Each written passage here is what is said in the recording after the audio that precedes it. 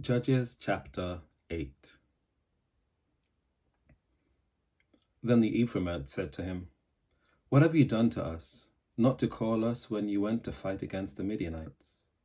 And they upbraided him violently. So he said to them, "What have I done now in comparison with you? Is not the gleaning of the grapes of Ephraim better than the vintage of Abiezer? God has given into your hands the captains of Midian, Oreb, and Zeb. What have I been able to do in comparison with you?" When he said this, their anger against him subsided. Then Gideon came to the Jordan and crossed over, he and the 300 who were with him, exhausted and famished. So he said to the people of Succoth, "Please give some loaves of bread to my followers, for they are exhausted, and I am pursuing Zebah and Zalmunna, the king of Midian." But the officials of Succoth said, "Do you already have in your possession the hands of Zebah and Zalmunna, that we should give bread to your army?" Gideon replied, "Well then, when the Lord has given Zebah and Zalmunna into my hand, I will trample your flesh on the thorns of the wilderness and on briars." From there he went up to Penuel and made the same request of them. And the people of Penuel answered him as the people of Succoth had answered. So he said to the people of Penuel, "When I come back victorious, I will break down this tower." Now Zebah and Zalmunna were in Karkok with their army, about 15,000 men, all who were left of the army of the people of the east, for 120,000 men bearing arms had fallen. So Gideon went up by the caravan route east of Nobah and Jogbeha and attacked the army, for the army was off its guard. Zebah and Zalmunna fled, and he pursued them and took the 2 kings of Midian, Zebah and Zalmunna, and threw all their army into a panic. When Gideon, son of Joash, returned from the battle by the ascent of Heres, he called a young man, one of the people of Succoth, and questioned him. And he listed for him the officials and the elders of Succoth, 77 people. Then he came to the people of Succoth and said, "Here are Zebah and Zalmunna, about whom you taunted me, saying, 'Do you already have in your possession the hands of Zebah and Zalmunna, that we should give bread to your troops who are exhausted?'" So he took the elders of the city, and he took thorns of the wilderness and briars with them. He trampled the people of Succoth. He also broke down the tower of Penuel and killed the men of the city. Then he said to Zebah and Zalmunna, "What about the men whom you killed at Tabor?" They answered, "As you are, so were they, every one of them. They resembled the sons of a king." And he replied, "They were my brothers, the sons of my mother. As the Lord lives, if you had saved them alive, I would not kill you." So he said to Jether his firstborn, "Go, kill them." But the boy did not draw his sword, for he was afraid, because he was still a boy. Then Zebah and Zalmunna said, "You come and kill us, for as the man is, so is his strength." So Gideon proceeded to kill Zebah and Zalmunna, and he took the crescents that were on the necks of their camels. Then the Israelites said to Gideon, "Rule over us, you and your son and your grandson also, for you have delivered us out of the hand of Midian."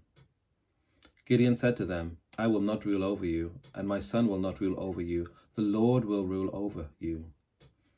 Then Gideon said to them, "Let me make a request of you. Each of you give me an earring he has taken as booty." For the enemy had gold earrings, because they were Ishmaelites. "We will willingly give them," they answered. So they spread a garment, and each threw into it an earring he had taken as booty. The weight of the golden earrings that he requested was 1,700 shekels of gold, apart from the crescents of the pendants and the purple garments worn by the kings of Midian, and the collars that were on the necks of their camels.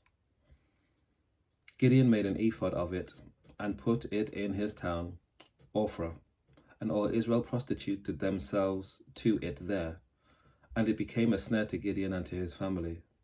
So Midian was subdued before the Israelites, and they lifted up their heads no more. So the land had rest 40 years in the days of Gideon. Jerubbaal, son of Joash, went to live in his own house. Now Gideon had 70 sons, his own offspring, for he had many wives. His concubine, who was in Shechem, also bore him a son, and he named him Abimelech. Then Gideon, son of Joash, died at a good old age, and was buried in the tomb of his father Joash at Ophrah of the Abiezrites.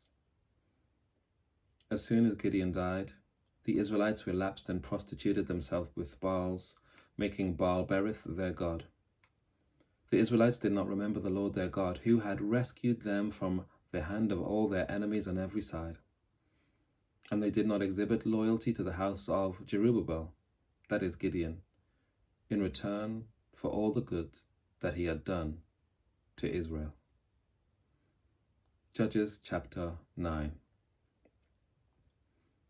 Now Abimelech, son of Jerubbaal, went to Shechem to his mother's kinsfolk, and said to them, and to the whole clan of his mother's family, Say in the hearing of all the lords of Shechem, which is better for you, that all 70 of the sons of Jerubbaal rule over you, or that one rule over you? Remember also that I am your bone and your flesh. So his mother's kinsfolk spoke all these words on his behalf in the hearing of the lords of Shechem, and their hearts inclined to follow Abimelech, for they said, He is our brother. They gave him 70 pieces of silver out of the temple of Baal-berith, with which Abimelech hired worthless and reckless fellows who followed him. He went to his father's house at Ophrah, and killed his brothers, the sons of Jerubbaal, 70 men, on one stone. But Jotham, the youngest son of Jerubbaal, survived, for he hid himself. Then all the lords of Shechem and all Beth-millo came together, and they went and made Abimelech king by the oak of the pillar at Shechem. When it was told to Jotham, he went and stood on top of Mount Gerizim, and cried aloud and said to them, Listen to me, you lords of Shechem, so that God may listen to you. The trees once went out to anoint a king over themselves. So they said to the olive tree, Reign over us. The olive tree answered them, Shall I stop producing my rich oil by which gods and mortals are honored, and go to sway over the trees? Then the trees said to the fig tree, You, come and reign over us. But the fig tree answered them, Shall I stop producing my sweetness and my delicious fruit, and go and sway over the trees? Then the tree said to the vine, You, come and reign over us. But the vine said to them, Shall I stop producing my wine that cheers gods and mortals, and go sway over the trees? So all the trees said to the bramble, You, come and reign over us. And the bramble said to the trees, If in good faith you are anointing me king over you, then come and take refuge in my shade. But if not, let fire come out of the bramble and devour the cedars of Lebanon. Now therefore, if you have acted in good faith and honor when you made Abimelech king, and if you have dealt well with Jerubbaal and his house, and have done to him as his actions deserved, for my father fought for you and risked his life and rescued you from the hand of Midian. But you have risen up against my father's house this day, and have killed his sons, 70 men on one stone, and have made Abimelech the son of his slave woman king over the lords of Shechem, because he is your kinsman. If, I say, you have acted in good faith and honor with Jerubbaal and with his house this day, then rejoice in Abimelech, and let him also rejoice in you. But if not, let fire come out of Abimelech and devour the lords of Shechem and Beth-millo, and let fire come out of the lords of Shechem and from Beth-millo and devour Abimelech. Then Jotham ran away and fled, going to Beer, where he remained for fear of his brother Abimelech. Abimelech ruled over Israel 3 years, but God sent an evil spirit between Abimelech and the lords of Shechem, and the lords of Shechem dealt treacherously with Abimelech.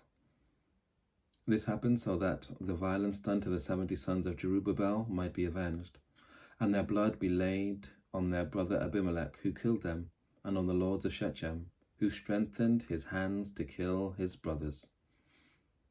So out of hostility to him, the lords of Shechem set ambushes on the mountain tops. They robbed all who passed by them along that way, and it was reported to Abimelech. When Gaal, son of Ebed, moved into Shechem with his kinsfolk, the lords of Shechem put confidence in him. They went out into the field and gathered the grapes from the vineyard, trod them, and celebrated. Then they went into the temple of their God, ate and drank, and ridiculed Abimelech. Gaal, son of Ebed, said, "Who is Abimelech, and who are we of Shechem, that we should serve him? Did not the son of Jerubbaal and Zebul, his officers, serve the men of Hamor, father of Shechem? Why then should we serve him? If only this people were under my command, then I would remove Abimelech. I would say to him, 'Increase your army and come out.'"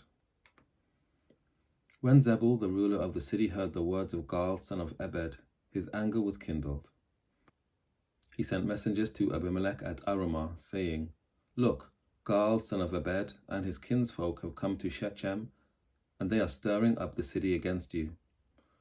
Now therefore go by night, you and your troops that are with you, and lie in wait in the fields.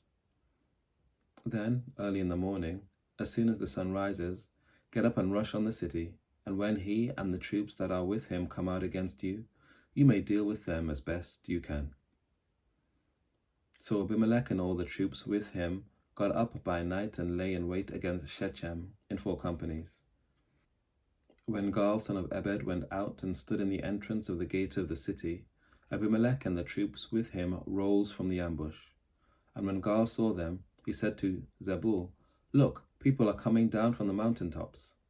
And Zebul said to him, "The shadows and the mountains look like people to you."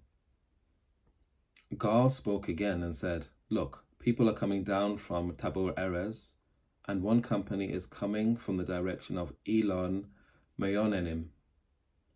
Then Zebul said to him, "Where is your boast now, you who said, 'Who is Abimelech, that we should serve him?' Are not these the troops you made light of? Go out now and fight with them." So Gaal went out at the head of the lords of Shechem and fought with Abimelech. Abimelech chased him, and he fled before him. Many fell wounded up to the entrance of the gate. So Abimelech resided at Arumah, and Zebul drove out Gaal and his kinsfolk, so that they could not live on at Shechem. On the following day the people went out into the fields. When Abimelech was told, he took his troops and divided them into 3 companies, and lay in wait in the fields. When he looked and saw the people coming out of the city, he rose against them and killed them. Abimelech and the company that was with him rushed forward and stood at the entrance of the city gate, while the 2 companies rushed on all who were in the fields and killed them. Abimelech fought against the city all that day. He took the city and killed the people that were in it, and he razed the city and sowed it with salt. When all the lords of the tower of Shechem heard of it, they entered the stronghold of the temple of El-Berith. Abimelech was told that all the lords of the tower of Shechem were gathered together. So Abimelech went up to Mount Zalmon, he and all the troops that were with him. Abimelech took an axe in his hand, cut down a bundle of brushwood, and took it up and laid it on his shoulder. Then he said to the troops with him, "What you have seen me do, do quickly as I have done." So every one of the troops cut down a bundle, and following Abimelech put it against the stronghold. And they set the stronghold on fire over them, so that all the people of the tower of Shechem also died, about 1,000 men and women. Then Abimelech went to Thebes, and encamped against Thebes, and took it. But there was a strong tower within the city, and all the men and women and all the lords of the city fled to it, and shut themselves in. And they went to the roof of the tower. Abimelech came to the tower and fought against it, and came near to the entrance of the tower to burn it with fire. But a certain woman threw an upper millstone on Abimelech's head and crushed his skull. Immediately he called to the young man who carried his armor and said to him, "Draw your sword and kill me, so people will not say, 'A woman killed him.'" So the young man thrust him through, and he died. When the Israelites saw that Abimelech was dead, they all went home. Thus God repaid Abimelech for the crime he committed against his father in killing his 70 brothers. And God also made all the wickedness of the people of Shechem fall back on their heads, and on them came the curse of Jotham, son of Jerubbaal.